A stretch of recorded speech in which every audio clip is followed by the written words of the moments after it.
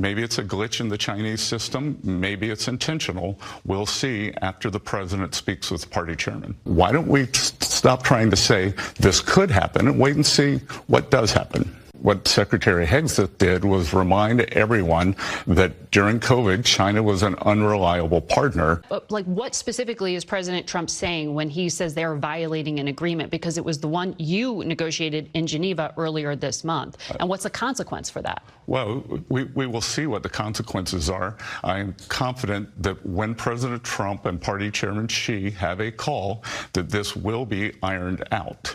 So, but the fact that they are withholding some of the products that they agreed to release during our agreement, maybe it's a glitch in the Chinese system. Maybe it's intentional. We'll see after the president speaks with the party chairman. That's critical minerals, rare earths. Is that what you're talking about? Yes.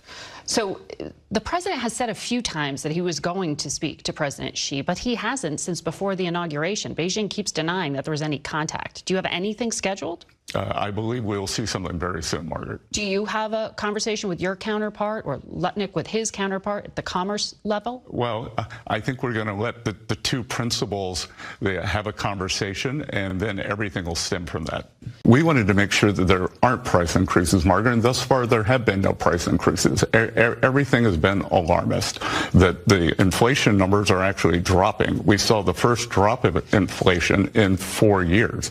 The inflation numbers last week, they were very pro-consumer. Right. But you listen to earnings calls just like we do. Mm-hmm. You know what Walmart's saying, what Best Buy's saying, and what Target are saying. But Margaret, I also know what Home Depot and Amazon are saying. I know what the South China Morning Post wrote within the past 24 hours, that 65% of the tariffs will likely be eaten by the Chinese producers. The reality is there will either be less inventory or things at higher prices, or both. Margaret, when we were here in March, you said there was going to be big inflation. There hasn't been any inflation. Actually, the inflation numbers are the best in 4 years. So why don't we stop trying to say this could happen and wait and see what does happen? Well, I don't think it's intentional. I think that what Secretary Hegseth did was remind everyone that during COVID, China was an unreliable partner, and what we are trying to do is to de-risk. We do not want to decouple, Margaret, but we do need to de-risk, as we saw during COVID, whether it was with semiconductors, medicines, the other products. We are in the process of de-risking. Making the United States less reliant on China, but at the same time, and the whole world.